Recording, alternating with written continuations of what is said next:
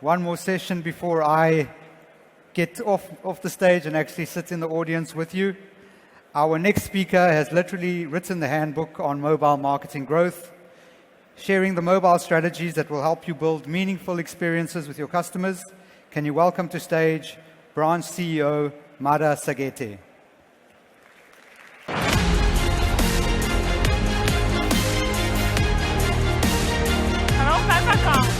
So excited to be here today. This is my favorite stage. I think as we grew as a company and I kept coming to Web Summit, I learned so much from this stage as a marketer. And I know speakers don't do this very much, but I want to give a shout out to Steven, who puts together one of the best stages, and him and the team, they do an amazing job. So thank you for having me. So I'm going to talk today about our mobile growth handbook and how you can actually grow on mobile. So a lot of the insights today come from a piece of content that we put together. It's over 200 pages long. Don't worry, I don't have 200 slides. But it talks about all the different stages of growth and how they're different on mobile. So before I go into the actual tactics, why is it so important and why is it so hard to grow on mobile? So if you think about the app stores, let's do a poll. How many of you think that growing on mobile is important? Raise your hand. And then how many of you have, does your brand have a mobile app? How many mobile apps are there?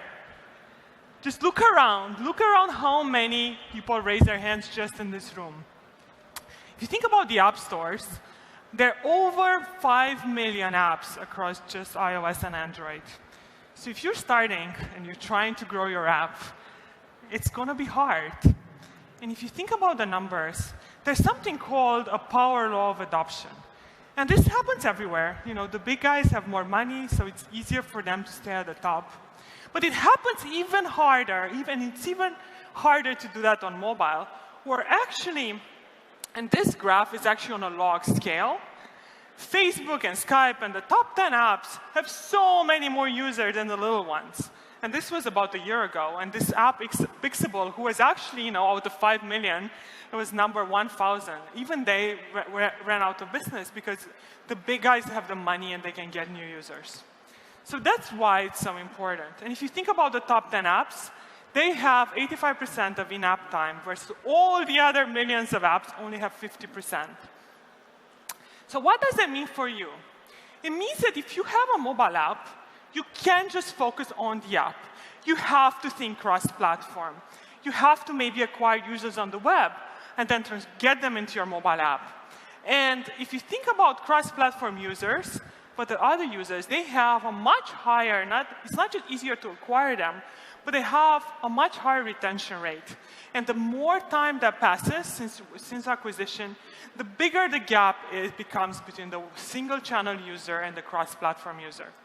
So mobile today is really cross-platform. You can't just think about mobile as growing an app. So when I talk about the framework, I'm going to go with 4 different stages. I'll talk about acquisition, activation, engagement, and referral. And they're all very important parts of growth. And then I'm going to end with measurement or attribution. Because if you just do all these things and you don't measure them properly, then it doesn't actually matter that you've done them. So let's start with acquisition. I think many people, when they think about growth, they think growth is acquisition. Obviously, that's not true. If you acquire users, they don't stay. You're just putting water in a leaky bucket. But acquisition is still incredibly important. And many people ask, should they focus on paid acquisition or should they focus on organic? Well, the problem with focusing on acquisition, on paid acquisition only, is that the acquisition costs are skyrocketing. So it's about $4 to acquire an install. But actually, if you think and you look at all the conversion rates, it's actually $148 to acquire subscribing users. So unless you make at least $148 on average in margin, you're not building a sustainable business, right? And this is why, if you think of mobile acquisition, so many games actually spend a lot of the money acquiring install ads, because they are the ones who are pretty good at monetizing users. So the difference between paid acquisition and organic is that paid acquisition is very scalable. Your board comes to you and says, I want you to go and do 10x the amount of users that you have right now.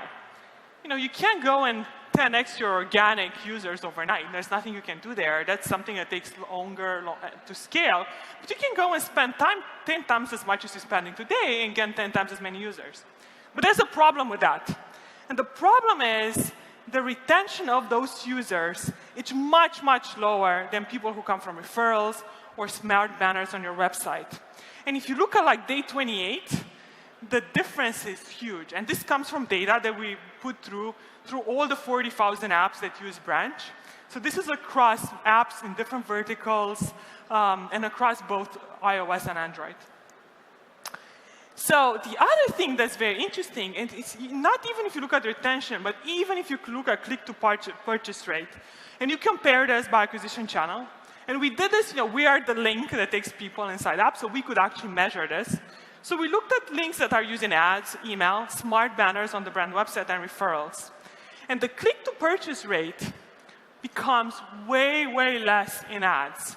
So while you can scale ads, you're not going to get the best bang for your effort or your money. So what does that mean for you? It means that when you create an acquisition strategy, you have to mix organic and paid channels. Sometimes it's very hard in very early days to get organic users. No one knows about your brand.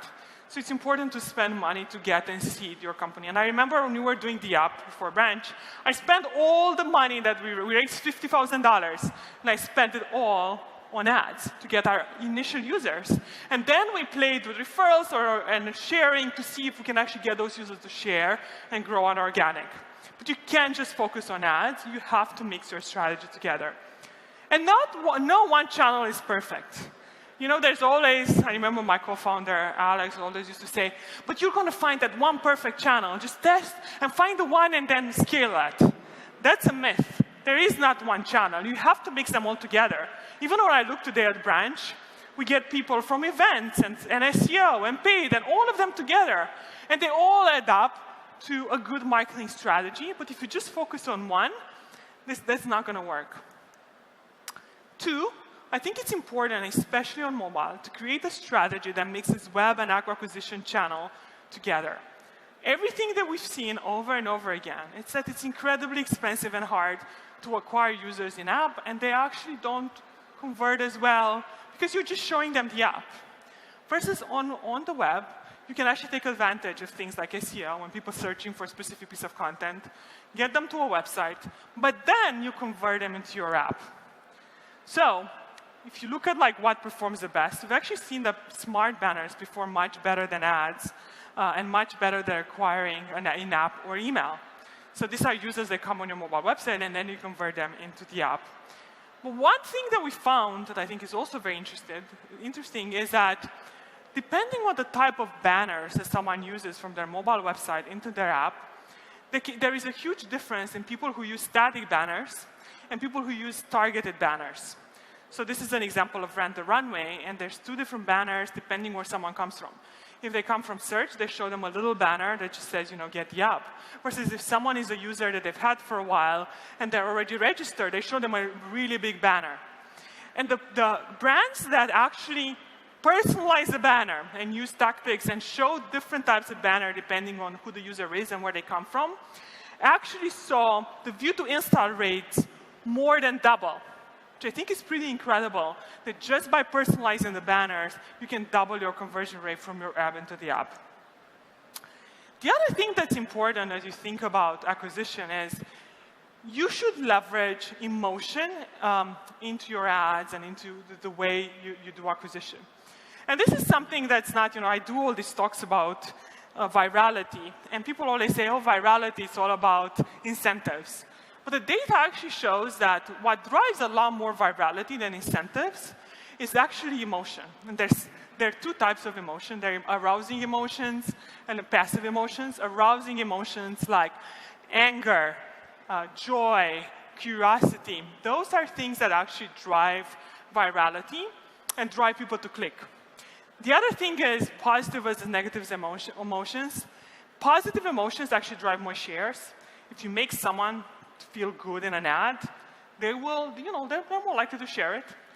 But if you get them angry, that's when they're actually going to click more.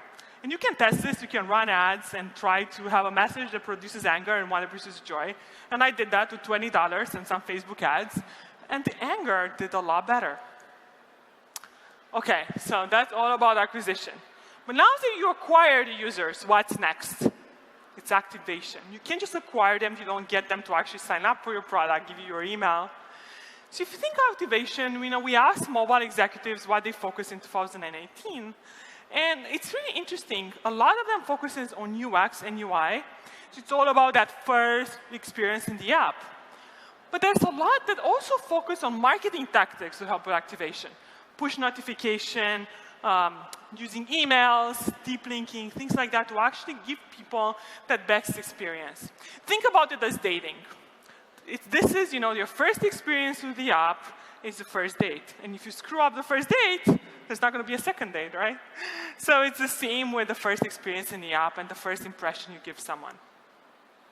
And if you think about onboarding and personalization, onboarding is a big part of, and personalization a big part in activating someone. So there's this fog behavior model that says that the lower the motivation of someone, the easier you need to make it for them. So if someone's really highly motivated to get something from your app, it's OK if it's a shitty experience. If you have a product that everyone needs desperately, don't focus that much on onboarding. But if you have a product that maybe someone is kind of checking out, onboarding becomes more important because the easier you make it, the more likely you are to activate them. And obviously, not all users have the same activation potential. So we also looked at links that were in referral campaigns versus non-referral campaigns. So this is referral is sharing links, invites, versus non-referral are like ads, email, everything else. And what we found is the click-to-install rates are much, much higher for referral links. And that goes back to the previous one. If they're referred, their motivation is higher. So that barrier of them having to go and install the app, they're more likely to go over that threshold. And when it comes to onboarding, personalizing the onboarding and making the first experience easier can get you to much, much higher activation rates. So this applet was using Branch a while back, did this test.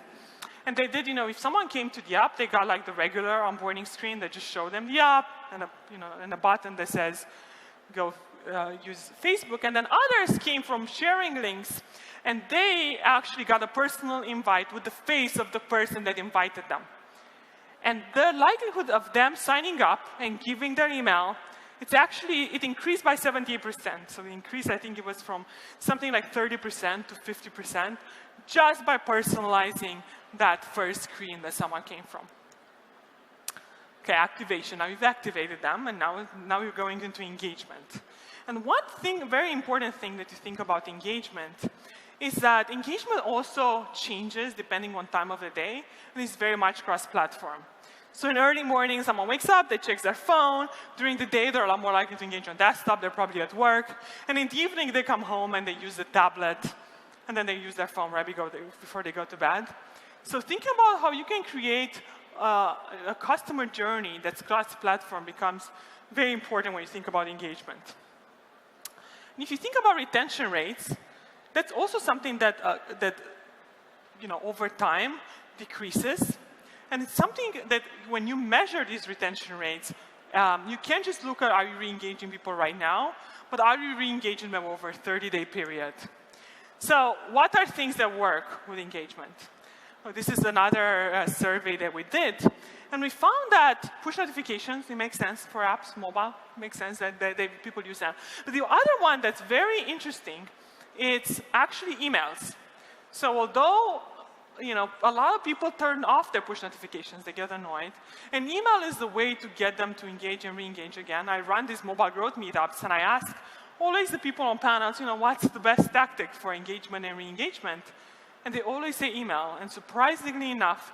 But to be able to use email, you need to ask for someone's email. So when you create an onboarding experience for your app, make sure that you get them at some point, maybe not right away, but once you hook them, ask for their email. And lastly, my favorite, referral. So referral, it's very hard on mobile. Because there are a lot more barriers to invite someone in to install the app. Sometimes it's hard to make the connection between someone clicking on a link and someone installing the app to give them credits or something for a referral. So viral loops are harder to do on mobile, but they're still very important. There's something that Josh Shellman from Greylock calls a double viral loop. I think it's people forget about it, but it's very important. When I invite someone in the app, they do something interesting, I should get a notification, so I get re-engaged again, and that's called the double viral loop.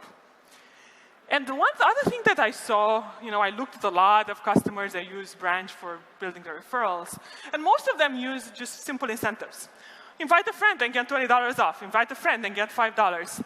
And those don't work as well. When you look at the actual data, the best incentives are not a percentage off, but they're actually something interesting. So I have two examples here. One is an app called Blackbox. And what they do is when you invite someone and they come and they install the app, you get this tip, and you can, it's easier for you to solve the challenge. And the other one is a dating app called The League. And they did this really, to get into the league, there's a wait list. But if you invite someone and they install the app, you get higher and higher in the wait list. And after you join the app, you get this one VIP pass, and you feel really special about it, and then you share it with someone, with only one person, and they're very likely to come to the app. And when you look at their numbers, more than 50% of their traffic comes from invites and referrals without spending any money. And lastly, to bring it all together, it's all about attribution and measurement. And this, in a cross-platform world, it's incredibly important that you don't just do attribution over one channel. So if you think about the history of attribution on the web is simple. You do all to cookies, you put a link, and you see where someone's coming from. So it's all easy. Mobile apps, then you started having attribution companies that were doing just app to app, right? I see an ad in an app, I click on it, I install another app, I get attributed. Unfortunately, it's actually not that simple. If you think about, there's tons of different OSs, tons of different pieces of hardware, tons of channels and platforms. You have web and app, and all of it is really complicated. So what if someone clicks on something in an app and then goes to a website? What if someone clicks on a website and then downloads an app? That needs to be something that you put together.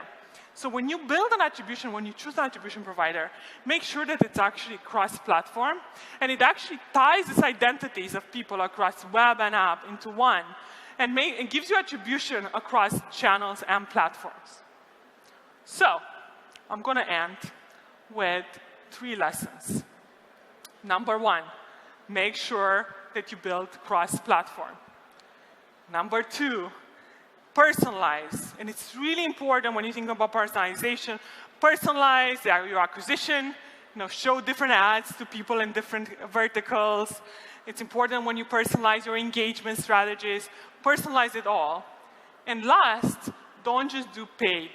Mix paid and organic channels together, both when it comes to acquisition, but also when it comes to engagement, re-engagement, activation.